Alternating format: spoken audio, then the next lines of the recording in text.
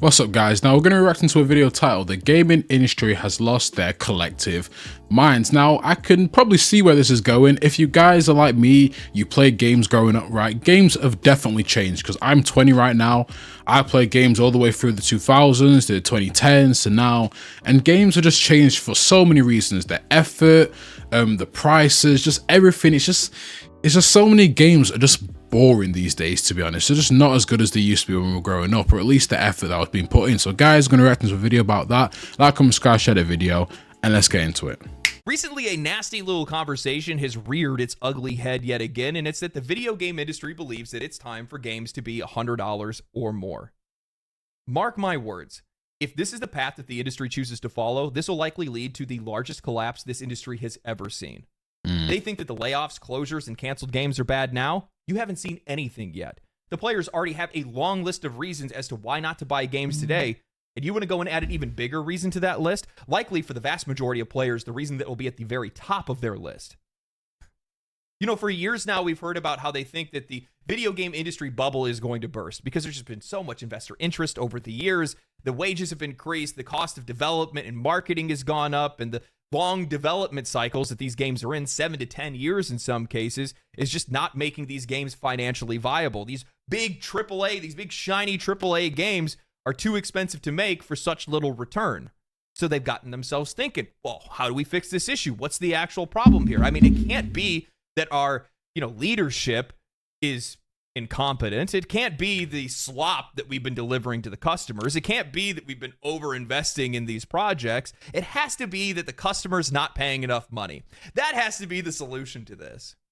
So today what we're going to do is we're going to listen to the industry's long list of excuses as to why we need to be paying $100 or more. We're going to watch on as journalists seal clap the industry's death march into oblivion, and we're going to talk about why I think the players aren't going to buy.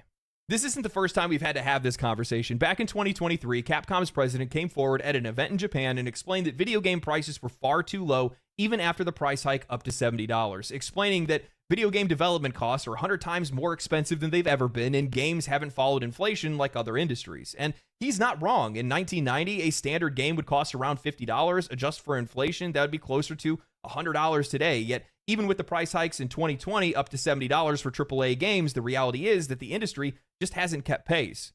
Over the same time period, from 1990s to today, wages, marketing, and development costs have all skyrocketed. Game studios are spending exponentially more money than they ever did in the 90s or early 2000s, so the profit made on the sale of a single game has shrunk year over year. If we were to adjust in line with inflation from the early days of gaming to today, AAA games would be priced well over $100, maybe even $150 to be able to match today's financial realities.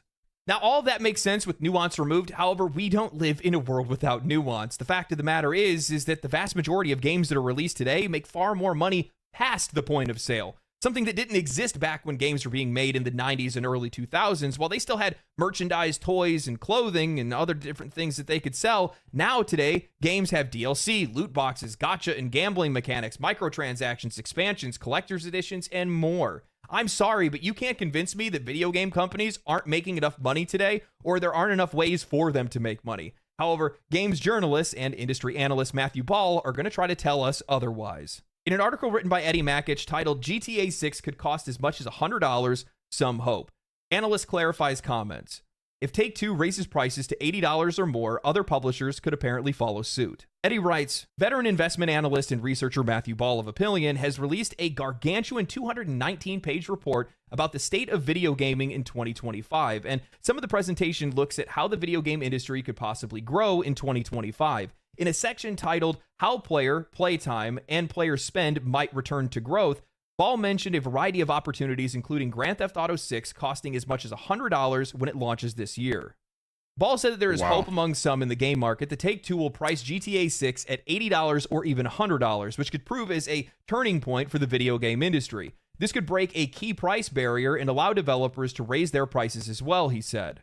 Before this, a Baldur's Gate 3 developer said a GTA 6 could prompt a shift to more expensive games if Take-Two decides to price it above $70. In a series of follow-up posts, Ball shared further key updates, including how GTA 4 was priced at $90 in real terms, with with GTA 5 costing $83. Ball added, your rent is up, movie tickets have doubled, minimum wage, Spotify, Netflix, bus fare, gas, etc. Indeed, nearly all categories are up, not just flat in real terms, while games are at record lows. He went on to say Rockstar's cost isn't sufficient to set the price, but the argument games should be the only thing never to adjust for inflation and thus be, in the strictest terms, worth less every year is not healthy either or a good argument, in my opinion. Ball was not making a prediction himself that GTA 6 would cost $100, only that there is a belief in the market by some that it could happen. For his money, Ball said that GTA 6 will cost $70. I can't believe I have to say this, but customers only ever care about inflation when said inflation affects them and their money. $100 is $100. Whether it's 1990 or 2025, no matter how you spin it, what excuses you make, or what numbers you point to, the vast majority of people just flat out cannot afford those prices and will have a far more difficult time justifying buying games day one or buying games at all. My friends with kids buy maybe 1-2 games a year, or they just spend their money on indie games because they're far cheaper, they tend to have more replay value, and they don't take as long to complete. My friends without kids, well, they work too much and they can't even justify buying a $70 game, and they just choose to play free-to-play games instead. Gen Z is so maladjusted and ambivalent due to the pandemic that they can't even find work, and even if they do, they can't hold jobs for long. Heck, the vast majority of them are choosing to become NEETs out of choice. Who are they planning to sell these games to, and where are they going to find the money? When Ball mentions how GTA 4 was priced at $90 in real terms, he's talking about how the price of GTA, adjusting for inflation, was priced above inflation at the time, making $59.99 feel like $90 at the time. And that's why it should be completely fine for games to be $90 or $100 today. Here's the other thing they're missing. $100 isn't just a number. It's a cultural touchstone. It's a psychological threshold that makes consumers think twice before making a purchase. Crossing that $100 mark makes a statement. It's saying that this product is now a luxury tier item, something that isn't just an impulse buy, but an investment. Yeah, he's totally right, because who is going to spend $100, or I guess in my case, I'm from the UK, £100 on a game? Like, I can't imagine doing that. Any normal person, like, obviously if you're wealthy, yeah, that's gonna be nothing to you, but any normal person, like probably you or I watching this video right now, £100. I think the most I've ever spent on a video game was maybe 60 quid, which back then, like, this was like 2018, 19, right? And that killed me. I had to save up for that for ages. I was in high school. I had to save up for that, but even that was crazy. And even I didn't pay all of it. My parents helped me with that. But spending £100 on a game, I can't think of a game that even justifies that. Not even GTA 6. I'm sorry, I can't wait for GTA 6 to come out. I want to play it. But £100? I'm sorry, most people, and then this is what most people do these days, they wait, like this guy said, they wait until it gets cheaper. I think I seen a comment like that. They wait until it gets cheaper and then you just buy it later on, or you buy it 3-4 years down the line. And even, let's say people want to spend that money, the games just aren't good enough to even spend that money anyway. So yeah, I don't know what's going to happen with the gaming industry, but he's right. If it does start to become £100 or $100, I don't know. I just know that's going to be crazy. I just know a lot more gaming companies are going to be shutting down. Whether it's worth it or not. And that's when that feeling hits the hardest. It's not just about the price tag. It's about the perception of value and what people can reasonably spend in an already stretched economy. Look, a $100 purchase feels like it demands a justification. I can't tell you guys how many times I had to overcome dread when I was wanting to upgrade from a $30 webcam and a $50 microphone. For many, this is going to be a breaking point. The moment where games start to feel more like an exclusive club for the people that can afford it and less like a pastime accessible to anyone who loves the medium. It's a barrier that not only reflects inflation, but also sets the tone for how the industry views its audience. One where only a select few can afford or truly engage with what the industry has to offer. I just hate how disingenuous all of this is. Ball says the prices for all things are up, and the idea that games need to stay the same price isn't fair, conveniently ignoring the fact that while the upfront price of games has remained relatively stable, the way that games are monetized has changed drastically. In-game purchases, microtransactions, season passes, battle passes, and expensive collector's editions have all become the norm. Game companies have found new, more aggressive ways to squeeze every dollar from the player far beyond the original price tag. A $60 to $70 game is no longer just that. It's an entry point. To truly experience whatever the game has to offer, players are often pressured into spending far more in additional content. Customers aren't just paying more, they're paying far beyond what they originally bargained for, and that's what should be addressed. not just the price tag on the box.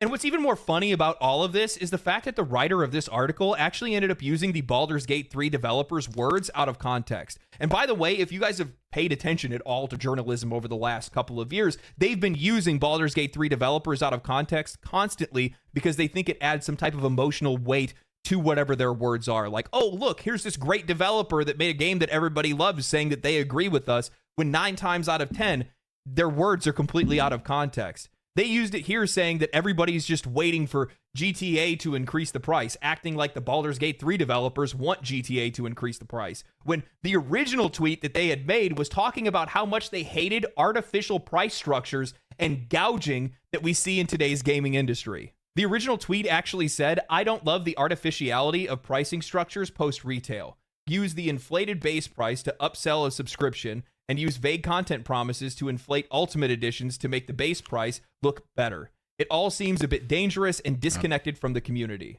I think the game should be priced according to its quality, breadth, and depth. I'm not against..." Oh my, sorry to pause again, but that is so true. These games with these DLCs or these upgraded versions, like NBA 2K, like there's just no point. Like, the reason why I stopped playing 2K, one, the game got bad, but two, they try to sell you these £80 DLC, well, not DLC, these £80 kind of ultimate editions, and it's not even worth it. It's just not worth it.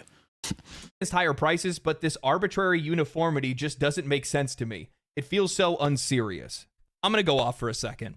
Don't you guys love how every single time they like to twist things to be able to suit whatever their narrative is, and everything is always coming from the perspective of the industry and never from the perspective of the player, of the customer, the people that are actually spending money on these things to begin with? Because we are never a priority. We are never at the forefront of discussion. We are never at the forefront of their mind when they're making these decisions. And then they sit back and they wonder why games are failing and studios are closing. I don't know. How could that possibly happen? The prices for everything is going up. You're absolutely right. Now that I think about it, you know what hasn't gone up with inflation? The general quality and day one performance of video games. Even some of the best games that we've seen released over the last few years can't even hit a standardized level of quality. We are spending $60 to $70 on brand new day one video games that we have to sit there and hold the bag because the game's not even finished, because it's always the minimum viable product that's being released to us, and we have to wait for them to finish the game for us to be able to play it. But let me take a wild guess and say they're probably going to try to blame the price of things on that as well.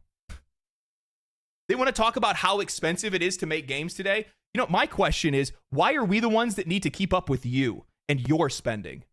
We didn't sign up for that. When I look around the industry, I see some of the most successful games over the last few years: Baldur's Gate 3, Black Myth Wukong, Space Marine 2. These games were made with a quarter of the budget of some of these big, flashy AAA games that nobody ended up buying in the first place. You guys are making tens of billions of dollars. The vast majority of the money that is made in this industry is coming from microtransactions. This is not my problem.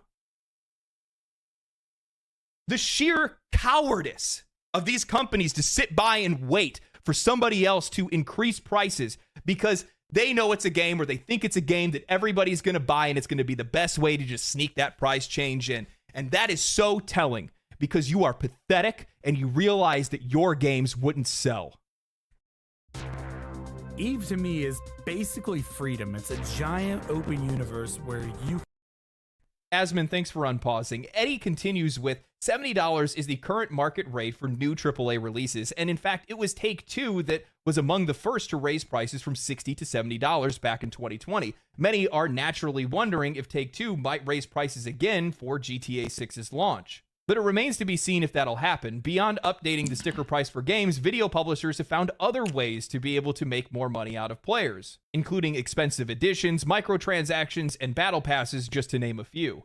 GTA 5, for example, has sold 205 million copies and brings in a lot of money in microtransactions in GTA Online. Early predictions have said that GTA 6 could sell 40 million copies and earn more than $3 billion in revenue during its first year alone. Wow. Ball said that GTA 6's launch this year will have mixed impact on total player hours and revenue across the gaming industry because it'll only be available on console. A PC release is expected after the console launch. However, Ball said that GTA 6 will severely cannibalize total hours and spending that would go to other video games when it launches. For its part, Ubisoft said GTA 6 is a good thing for the video game industry overall because a huge game like that may help more people turn to gaming. Some of the other areas that Ball listed off as having potential for growth in 2025 included further expansions into non-core markets, user-generated content, social game services, the Nintendo Switch 2, other new handhelds and devices, AA, AAA, mobile gaming, app store regulation, new game releases, generative AI, and advertising.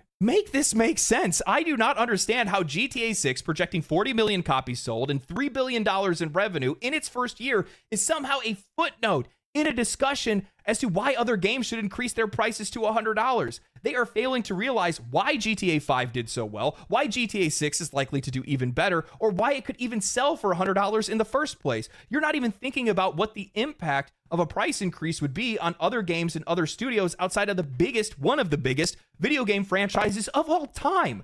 $70 is the new current market rate for AAA releases? No, I think it's the going market rate for trash. The best releases on PC over the past 2 years have been $60. I mean, take a minute to think about it. If game prices were $100 today, what games would have realistically come out at $100? Suicide Squad Kills the Justice League, Assassin's Creed Shadows, Skull and Bones, Star Wars Outlaws, Dragon Age The Veilguard, Diablo 4, Call of Duty, The Sims, sports games, trash, generic slop, and in some cases, absolute dumpster fires. Yep. And while some of them still would have reached an audience, they wouldn't have reached an audience of the same size because they would have cut off their leg to save a foot in regards to the game's price. I mean, think about what you're saying here. Even Ball mentions how GTA 6 is likely to cannibalize the sales and playtime of other games when they're released. Now imagine these morons raising their prices to $100. Good games sell well and bad games don't. And from my perspective, if the price of games were to increase, it's going to price a lot of players out of a lot of games, and the entire market is going to shift.